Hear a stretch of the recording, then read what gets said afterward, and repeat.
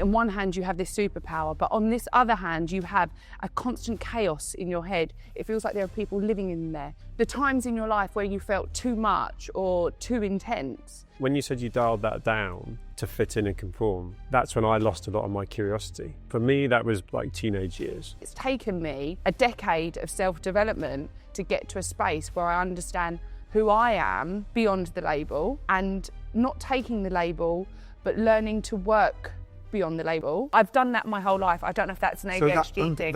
No, it's not an ADHD thing. It's a Brogan thing. And that might be Brogan with ADHD, but for someone else, it might be someone who's neurotypical, but that's the way they learn.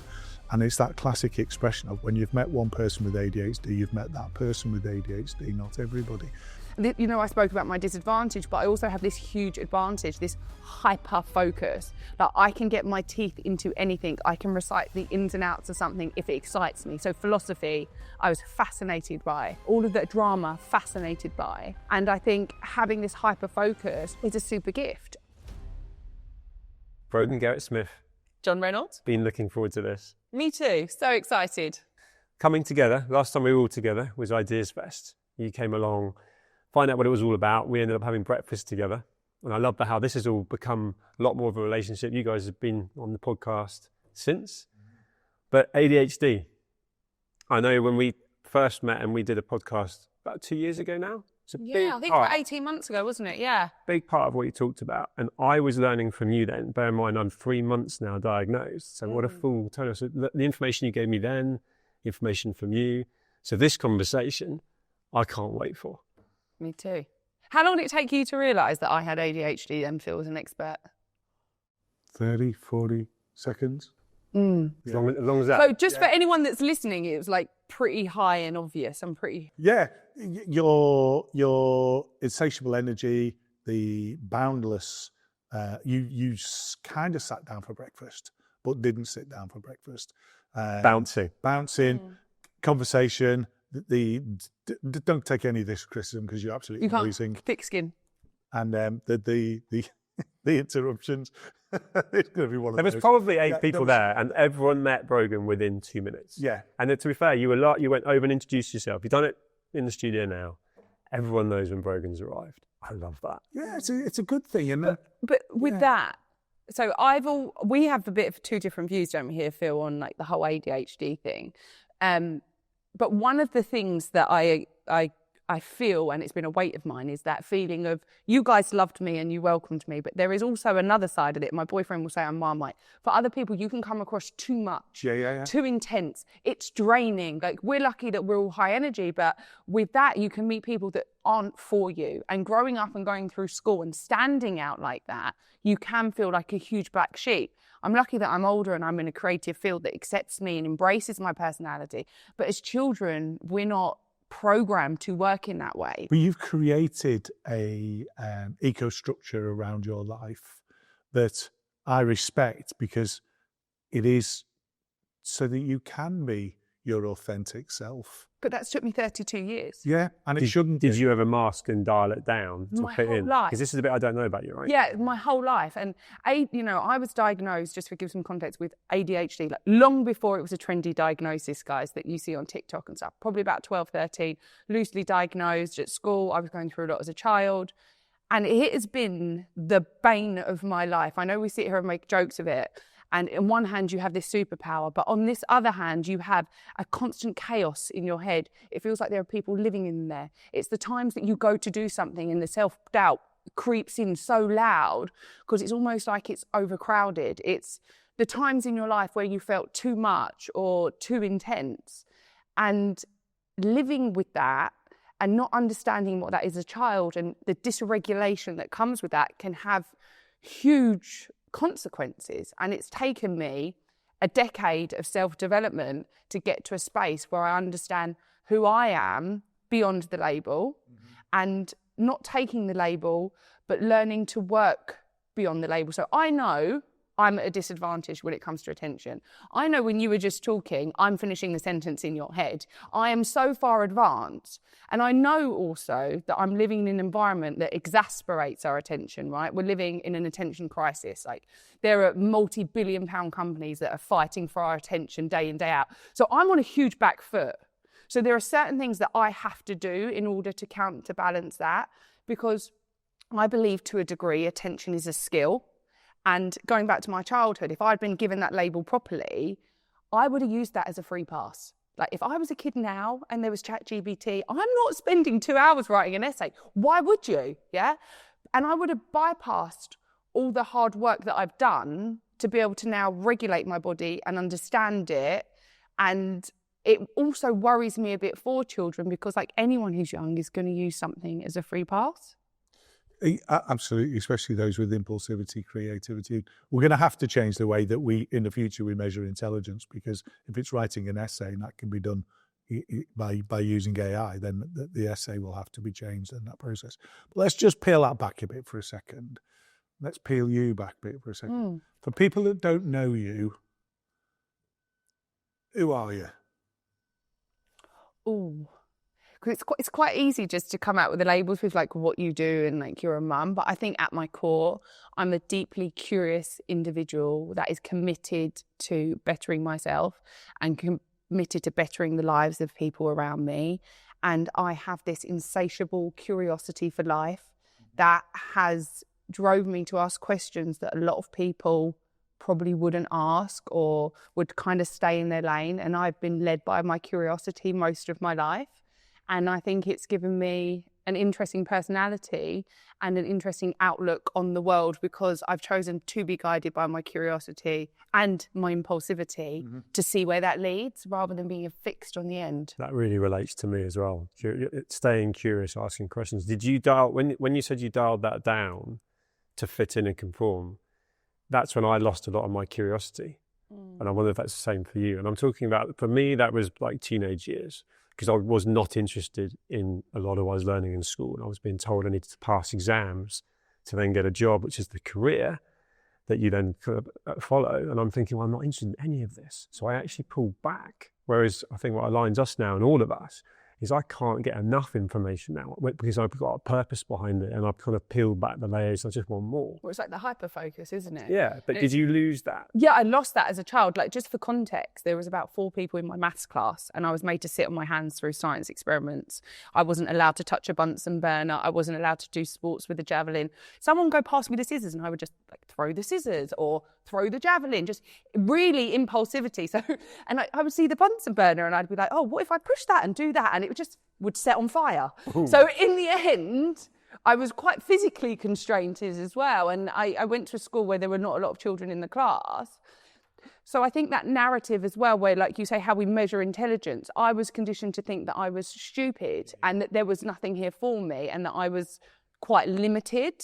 But the things that we're good at, we're super good at. I mean, you know, I spoke about my disadvantage, but I also have this huge advantage, this hyper focus. Like, I can get my teeth into anything. I can recite the ins and outs of something if it excites me. So philosophy, I was fascinated by. All of that drama, fascinated by. And I think having this hyper focus is a super gift. And what I've learned as an adult, I don't know how much you guys, probably a lot, know about this, but about being in flow, which is, we are conditioned to believe that we should be doing lots of things at once and multitasking in the lot.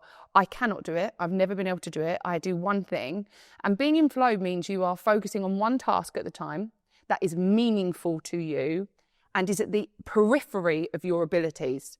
So, for example, I know we spoke about him earlier, like Johann Hari, he uses the example of being a rock climber. You know, it's got to be meaningful to you. Yeah. You want to do something on the edge of your abilities. You don't want to go and clamber a garden wall. You want to do something like maybe not a Kilimanjaro, but something close. So for me, having these conversations on my show, in the podcast, is you call it the island of competence, but that is my flow, because it's actually really difficult for me to not interrupt people. And I'm in something that the people that come on my show, I'm genuinely interested in. I'm not doing a box ticking exercise. I'm not just being paid for the sake of it. I brought them on here to learn something And the edge of my capabilities is me learning not to interrupt and to understand and obtain information. So getting in states of flow has been really important to me throughout my life. It's fascinating. As you know, I went on the podcast, and it's a long one, isn't it? Is it an hour and a half? I think we nearly did 2 hours. I think you did, yeah. And it went like that. It was brilliant fun. And but you talk about being at school. Just want to anchor back to that, and sitting on your hands, not being able to do the experiments, were made to feel you were stupid and what have you. You've just gone back to when I talked 2-3 months ago on your podcast about islands of competence, and you remember that and brought that back instantly. You recall the books you've read. You recall, because you were motivated to read them, the author, the thing that was the anchor in that chapter. You're an incredibly intelligent woman. Fair? Yeah. Incredibly intelligent, and yet school didn't deliver it for you. How did you get to go from being made to believe you were stupid, your words, to now projecting yourself? I still feel pretty unintelligent compared to my peers. Well, I was going to ask that. Do you still have that inner chimp, that self-doubt? I think we covered that a bit in your I know podcast. We were talking about it earlier. I'm like, I've got this, I've got that. And then there's this small part of me that's like, why do they want to work with me? They're so intelligent. Like, I had a super huge guest on yesterday, and I thought, and I don't know, maybe that's my internalization, as he might feel like she's a little bit just like silly, I don't know. And I started reciting some of the stuff from philosophy in Plato's cave, and his face turned round, and I don't think he realised that the things that mean stuff to me, I hold the information, but I still feel small in a room when I'm compared to people in the same field as me. But I let my curiosity lead my way. So you get through it. Do you think that the when you get to know you, that excited, energetic projection, is society ready for all of that energy in an attractive woman? Does society expect you to have the intelligence that you've got, or do you actually find that society doesn't expect, and society's almost conditioned to not see you for who you actually are because of the ADHD, SBOM, we like to put people in boxes. Yeah, we like to label people. And I think we naturally put you in the wrong box. Yes, don't we? because we can, as humans, we can compartmentalize that, right?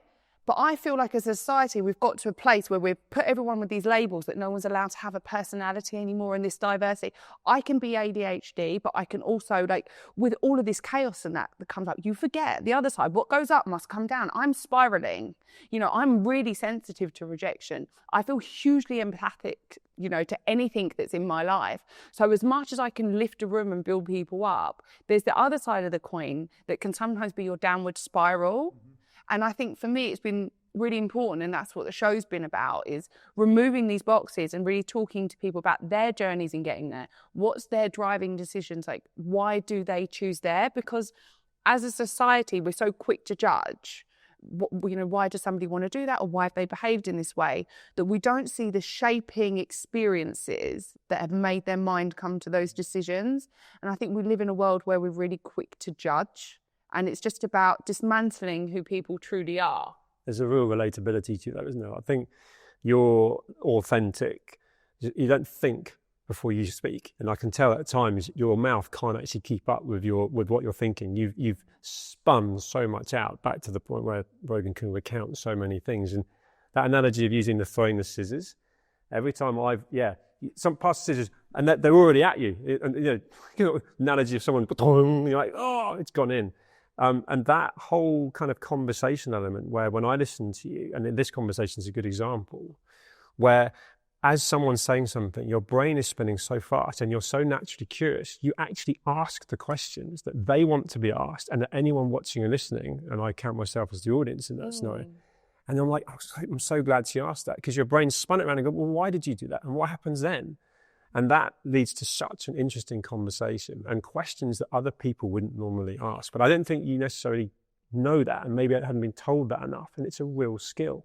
But also, on the other hand of that, like I say, it's a skill. If you'd looked at some of my interviews a year ago, I had someone really big on there, and we were debating. But the feedback on YouTube, I'm talking like 900, like 1,200 comments on YouTube, was apart from my armpits because I was sweating so much, was like stop interrupting. And in my head, I forget that it's people were listening to this, not watching it. They're not in the present moment. And I had to take some of that advice as well and be like, I've had to hone that skill. Now, if you listen to my first interviews compared to now, they're a different ballgame. And that is an attention skill that I've had to develop through hundreds and hundreds of hours of interviewing to get here. Whereas I think if I'd have started, maybe even at school, they would have said, like, you can't do that because you always talk over everyone, you always interrupt them, you never listen. My dad would say, you never let anyone finish. But if I know that's my disadvantage and I pair that with my curiosity and I learn to work on that, which is taking me 2 years, then we can come up with a bit of the magic. But we seem to live in this place where we separate what is possible by what we're given. Does that make sense? How do you translate all of that magic that we talk about? And I do see you as magical. I came out of your podcast, revived, challenged in a good way. Does that make, I had to think, because it was a very intelligent conversation that I was lagging behind with sometimes, and exhausted because it was great, good, hard work. I really enjoyed it.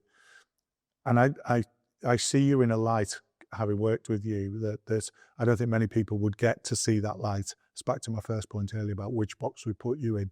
Having worked with you, the light I see you in is a bright, shining light. How do you take all that learning, 2 years of not interrupting, learning not to interrupt, how do you take that into being a mum? Because I feel that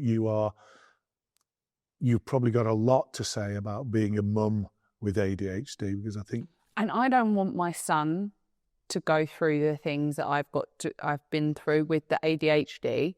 And I know we had this conversation off air, and for context, my son's 5 next month, and he was like, Mum, I'm bored. And I thought, you're bored? Like, you don't know what bored is. Like, I used to stare out the window and count the raindrops, mate. Like, you've got no idea here. And we're living in this world that I'm so petrified of. And I know a lot of my friends will think I'm dramatic. And I'm like, we're watching this short form content, these environmental factors that are grabbing our attention. We are living in an attention crisis. Now, he's hopefully not going to undergo any forms of trauma like I did, but there are environmental factors at play that could turn him into someone who can't regulate themselves, that needs the short form content, that rewires their dopamine. So for me as a parent, having this awareness, I want him to feel human and not connected to these devices or the internet. So I know I spoke to you guys, I said we have a no TV rule in the house now, Monday to Friday. I was absolutely petrified that my 4-year-old was going to beat me up, and I stood my ground. And we've been doing puzzles and paintings, but I reckon it's harder for me than it is for him. Mm-hmm. Well, you're going to have to give him attention. He's not going to have these natural kind of babysitters by proxy, but you've also not got that stimulus yourself, have you? You're going to have to do the puzzles in the game. You've been on your journey as well. I couldn't play with him for 3 years, and I don't think a lot of mums talk about that. I couldn't play with him. It would be hell. Because I had so deeply ingrained in me that I need to be doing something, I need to be achieving, I can't be sitting still. And if I was there, then I was on my phone and being present. And this is what I'm saying, the bane that comes with ADHD. It looks glamorous having all these fantastic, challenging conversations. But if I can't sit and play with my son, what is the point in life? Honestly, because they're the things he's going to remember. He's not going to remember that his mum got 100,000 views on YouTube every week or whatever it is he? He's not going to care. And the last 6 months of my life has been a conscious decision to being more present. Now, so we've been doing jigsaws, which is, I would have said, that's hell. And I've also started baking, And I promise you, my cakes are phenomenal. And I'm just losing myself for hours. But like you say, that flow, it's meaningful to me because my son wants his mum to make him a cake. It's definitely on the edge of my abilities. I've never made a cake in my life. And it's something that I'm enjoying. So I felt like I would put flow in a box, but really learning to better yourself can come in so many different ways. But I know this sounds mental, but baking and jigsaws have changed my life and given me a so also time probably with my son. good your own kind of mental state. Absolutely. Creativity. Your mindfulness. Yes. Yeah, and we've interviewed Amy Polly on this program, and Amy says to me, she's coached me on my mindfulness, and she says, and I'm replaying this to you because I think it relates to you, that if you are doing something that you are interested in, that is challenging you to the point where you have to do it at the exclusion of everything else, otherwise you're going to cock it up. That's your mindfulness, because you are now in a world that's going to bring you joy, but you never would have entered that world before. And you'd have fought off that world because it didn't have time, didn't have the capability, didn't have the whatever that would be preventative. For me, it's what I do with my hobby. For you, you just described doing a jigsaw with your son. If you hadn't made that a mindfulness experience, I think that would have been your torture, wouldn't it? Yeah. And baking, I can't imagine what your kitchen looks like when you're baking. No. Describe it. No, so it's just like, it's chaos. The whole thing's chaos, but I'm giving myself the space of like, this is going to look messy. Yeah. And once it's in the oven, I'm going to clear it up, because I'm not a messy ADHD person. I'm an extremely organised ADHD person. So it's like everything is colour-coded, white to black. You know, I always film in black. Like everything is super organised. So if I would have cracked an egg, I would wipe down, next one, wipe down. So I just gave myself grace to mess that up as well, which I think is really important. But I also write, and I write quite a lot. And I've actually been writing a book, and that's got me in a state of flow. I mean, there are times where I'm like, well, this, that, and it's really difficult. But I also bringing it back to like children nowadays, if they had ADHD and they had ChatGPT, you're not going to write. I wouldn't have wrote. I would do anything to get out of jail card. Do you know what I mean? We all would. And it worries me for children back then and teenagers, are we giving these free passes that we're not doing the hard work? Because I'm not debating that ADHD doesn't exist, but there are some serious, how would you word it? There are some like serious symptoms of it. But I also believe attention can be a skill. And for someone who couldn't and still struggles to sit still, if I'm able to shape my life through just these small practices, I think other people That's can more too. the environment, isn't it? I relate to that. I have to clean up my environment. I just remember we've had a similar chat off camera where you were questioning the kind of neurospicy, neuronormal, and what is it all? And I remember, this is again going back to learning from you, where actually the environment, so you think of the school environment. I think someone who had been an ex-head teacher of a school said to me, can you think of anything else, if you go back, say, 300 years, a long time, pre-cars, pre-aeroplanes, can you think of anywhere that would look in any way similar to today? You go back to the classroom and the board at the front, chairs facing forward, a teacher fighting for kids' attention. And then that whole element of actually in that moment, the evolution of ADHD, the kid that has to sit on their hands, the kids that can't concentrate, and I've made to conform, to sit there for hours and with a routine, struggling. That's the environment. Struggling. That's the environment. Yeah, so I believe struggling, but I think that probably would have been better for me than, I don't know what happens in schools now, but if you get a free pass, like my friend's son is neurodivergent, so he can use his card up to like 10 times a day and he gets a 15-minute break. Yeah, I'm telling you, that card's coming out 10 times a day and I'm having a 15-minute break every time, or whatever it is. But there would be something in that would make me shape my attention. So I think there's got to be a balance. So I do think there's a point for me personally that I'm extremely overstimulated. I sometimes have to close my eyes when people talk to me just because I'm so stimulated. So if someone's telling me a story, sometimes I have to say to them, like, I just close my eyes because I have to picture it. And that'll be because I'm at the coping point for that day. When you're baking, do you follow a recipe? Just a short one. A short recipe? But you've got a book? No. Or iPad? No, I just say to ChatGPT, give me a simple one for this. And then I mix it up. I was going to say, and then you do Brogan. If you come to me with 15 ingredients, I'm not doing that. No. So what I'm trying to, so this is what I'm unpicking now. So when you bake in an ADHD way. The traditional image of somebody baking is they either know the recipe or they've got a book out, haven't they? Yeah. That's not going to work for you. So talk me through how you bake. Because you're baking an ADHD cake. Yeah. Is there music on? But no, because I can't, it's because I'm focusing, because I'm in flow. I can't have any other distractions. Right. And like when I first started doing, like, I will literally cut around the tin to perfection. I will shave off the sides. Like, it's a work of art. But there's mess everywhere. And I never got it wrong. I don't know. I've thought maybe the first few ones would be a mess up, but they're not. And I think knowing that they're meaningful to my son, I know it's so silly, it can make me emotional, but my son had a play date last week and he told the boy in his class all week that my mum's going to bake us a cake.